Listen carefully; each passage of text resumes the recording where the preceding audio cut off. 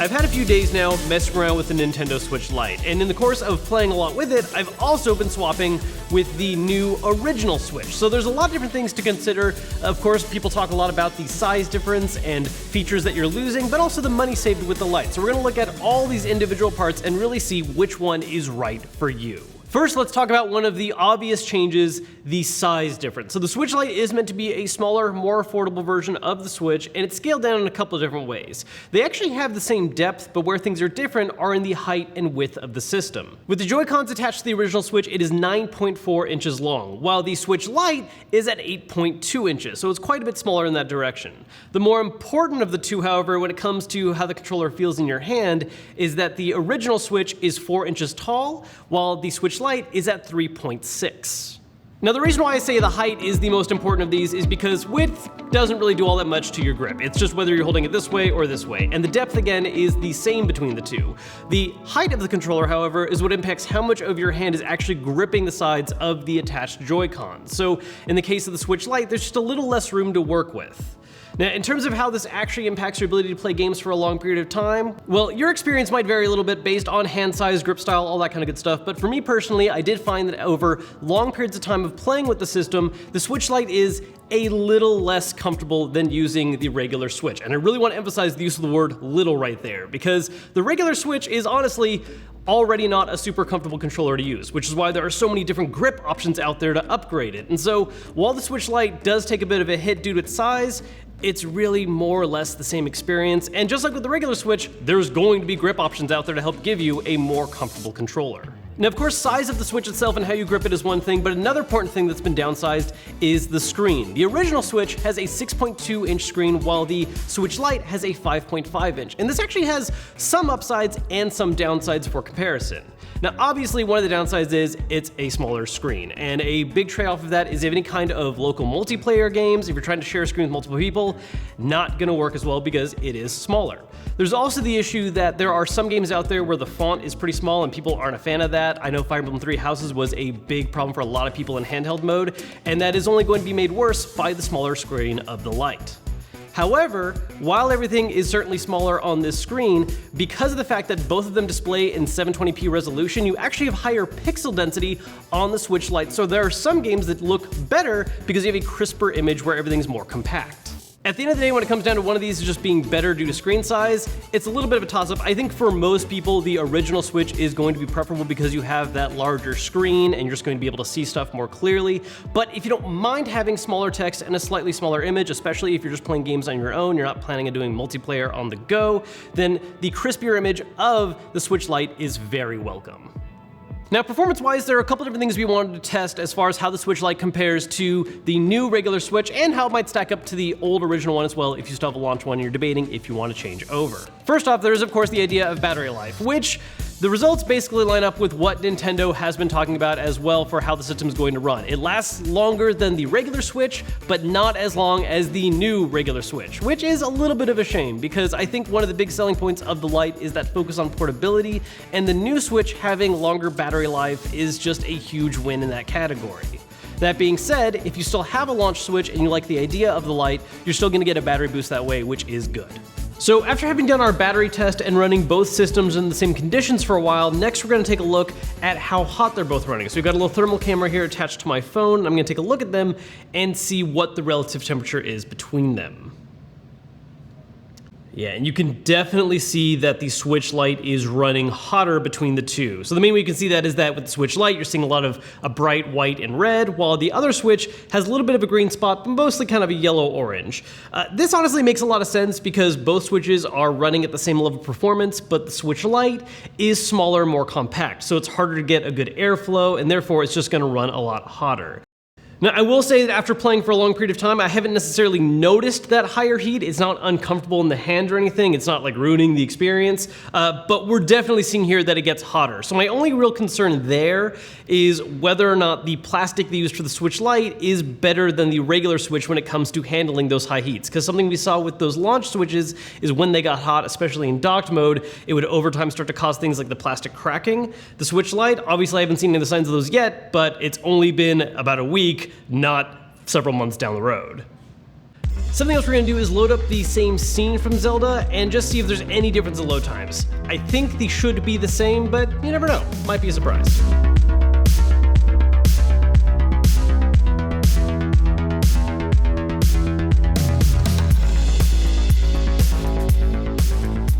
And that was really close. It looks like the regular Switch was a tiny hair faster, but honestly, that was within the range of error of how sometimes loading times can be a little faster, a little shorter, so they look to be the same.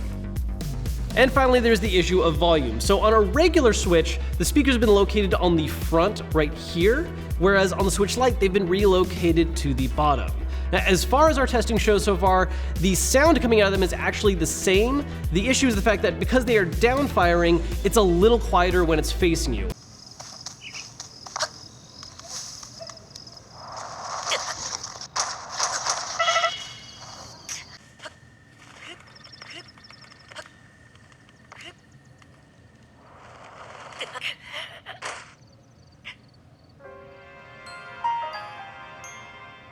And the real time I've noticed this is that if I'm in a quiet room, just a void, it sounds basically the same. But if there's any kind of other noise going on, maybe a loud air conditioner, a fan, something like that, it does cause the sound to get a little more muddled and lost compared to using a regular Switch.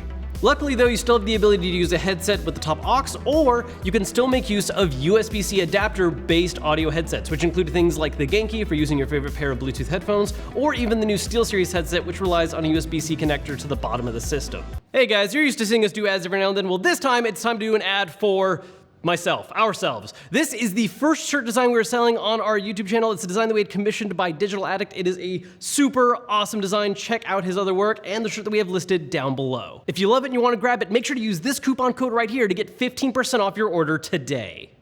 Now, size is not the only thing that is different about the physical construction of the Switch Lite versus the regular Switch. One of the things that people noticed immediately and were a little worried about is the fact that it does not have Joy-Cons. Instead, they're just actually permanently attached controls to the system. Now, despite this fact, the Switch Lite still works just like a regular Switch in that you can take Joy-Cons that you have from another Switch or that you bought separately and connect them wirelessly to the Switch Lite. You just have no way of charging them, so you need to find a separate method of doing that, like buying a charge stand. Now, while there is a certain coolness factor about being out and about with a Switch and having the ability to remove a Joy-Con and hand it to someone to play games in multiplayer, not having them attached to the Switch Lite actually, I think, makes for a better feeling system. Because when compared to the regular Switch, the Joy-Cons that are slid on the rails, yeah, they're solidly connected and not gonna go flying off any moment, but at the same time, there's just this little light jiggle effect that makes the entire thing feel a lot looser. So with the Switch Lite, it being just one piece, it just feels like a more solid system. This is a huge benefit for things like buying it for a kid because it's going to be a little harder to break. You don't have to worry about things like latches breaking if they drop the system. It's just going to be all one piece together. And I have to be honest, personally, this also just feels more right to me. I've grown up playing Nintendo systems, but I've always spent a lot more time on their handhelds than their home consoles. I love the Super Nintendo, N64, GameCube, so on and so forth, but I've spent way more time on the Game Boys and DSs. So having a handheld system that's just one solid piece just feels right to me. There's also some changes to the buttons on the system. The ABXYs have a softer touch, whereas the Joy-Cons on regular Switch have that very kind of clicky effect. I actually found this to be a lot more comfortable for long playing sessions. While there are, of course, like I said, some hand cramping issues due to the smaller size, as far as button presses go, any games that had lots of ABXY presses, my thumb felt a lot better with this soft touch versus that very heavy click on regular Joy-Cons. There is, of course, also the addition of a D-pad, something that people have really missed from official Joy-Cons, and honestly, it is a great one. It's not the absolute best I've ever used, but it's a huge upgrade over some of the options available, and it really makes me hope that Nintendo makes some kind of official D-pad version for the regular Switch. Now, of course, the one huge question on physical construction that everyone has about the Switch Lite are the sticks. Are you going to have the same drift issues that are on regular Joy-Cons? And the answer right now is, I can't tell you. Look, I've been putting a lot of stress on this thing. I've been playing it nonstop since I picked it up, and we're trying to devise some ways of doing some crazier, slightly unrealistic stress tests on it, but the fact of the matter is the issue with stick drift is something you can't really discover until you've been playing with the system for a much longer period of time. Quick little update to the stick drift situation. There are some people who've bought Switch Lites that are reporting they are having that problem right now, which is a little bit weird because even with the original Switch, stick drift is something that was settling in a little later for a lot of people to notice, but then again, it was also kind of a thing that people didn't realize it was a large-scale issue just quite yet, so little thing to be wary of. It is also worth noting that SpawnWave actually did a full teardown of the Switch Lite and found that it does make use of the same style sticks that we see in the original Joy-Cons and the updated Joy-Cons that came with the new Switch. This isn't necessarily proof that we are 100% going to see stick drift across the majority of Switch Lites, but it definitely is not a good sign. While portability is definitely the huge focus on what is supposed to be cool about the Switch Lite, there is a little bit of a trade-off in that it is missing quite a few functions that the regular Switch is capable of, and that is hopefully balanced out by its reduced price point. As we mentioned earlier, you do not have Joy-Cons that are actually a part of the system. You can buy other Joy-Cons separately and then attach those wirelessly to the system if you need to use them that way, but at that point the extra money you're spending could have just gotten you the 2 attached Joy-Cons with a regular Switch. There are some Joy-Con functionalities that are still intact with these attached controls. You can scan for amiibo, and you do have motion controls, which is really important for some games. However, you are missing some other things like the IR sensor and HD rumble. And when I say that you're missing HD rumble, I don't mean that it has regular rumble, I mean it doesn't have rumble at all. There is no way that this system shakes or vibrates. That's part of the reason why it's so much lighter, and depending on who you are, that's either something that you're fine missing out on, or it removes a very good reactive aspect of gameplay that I personally have always enjoyed. So that is something I'm a little sad to see missing here. And then of course, the one big missing feature that has been the really big make or break argument for the system for a lot of people is that you cannot dock it. There is no way to connect this to a TV like you can with the regular Switch, which in some people's opinion makes it questionable why it's even called the Switch in the first place. Something I'd like to point out as well is that Nintendo has also mentioned that this does not support tabletop mode, which is actually not true, but still pretty true. What they mean by that is, first off, it doesn't have a kickstand, you can't set it up on a table if you like, and out of the box, if you buy it brand new, there's no way to play with it separated from its controllers, because again, you have to buy Joy-Cons separately. But if there are games you want to play where you need to use Joy-Cons or a Pro Controller aside and you set the system down on the table, you can actually play it that way. It's just that also because of its reduced size and specifically reduced screen size, it's a little harder to play that way properly as well. So tabletop mode is not entirely gone, it's just not really as efficient or works as well as you would have it on a regular Switch. The big takeaway here is that the Switch Lite is meant to be a handheld through and through. Nothing more, nothing less. This is the handheld focused version of the Switch. So if you're thinking about grabbing a Switch, should you grab a Switch Lite or a new regular Switch? Honestly, I think it's a little bit more of a toss-up than most people are willing to give it credit. Because look, if you want all the things that are made popular by the Switch, the idea of switching to a TV, the idea of taking Joy-Cons off to do multiplayer on the go, then you need to spend the extra money for the regular Switch. That's just the way it is. But if you just love the idea of playing a small handheld on the go, if you grew up playing Game Boy and DS and you just want the next step in that evolution, honestly, the Switch Lite is great. Aside from the lower battery life, I found everything about the Switch Lite's portability to just be better. It feels like a proper, true, focused handheld. So if that's all you're looking for and there's no temptation for connecting to a TV, this is a great way to go.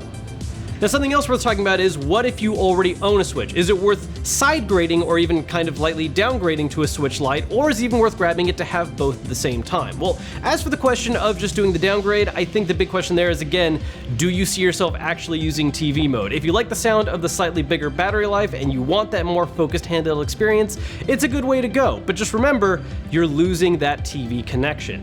On the other hand, if you're thinking about actually keeping and using both at the same time, I did do a full video breaking down the idea of playing with both, and it is a system that works. It's not completely efficient, there are a few little hiccups and annoying things you have to keep track of, but if you like the idea of using a regular Switch as a permanently docked setup and using the Switch Lite on the go, that is a way you could definitely do this. I know it's a point that a lot of people have driven home already about the Switch Lite, but it really is a shame that it doesn't support any form of TV out, because if it had that, even if it was offered for $50 more than it currently is, if it had that option, I think it would be a very interesting competitor to the regular Switch. But lacking that feature, as well as that kind of looming fear of what about stick drift, it just leaves this to being a great, affordable, permanent handheld choice, and isn't really open to the same size audience I think it could have had otherwise. So really, to put it all as simply as possible, Switch Lite for portability, regular Switch, everything else.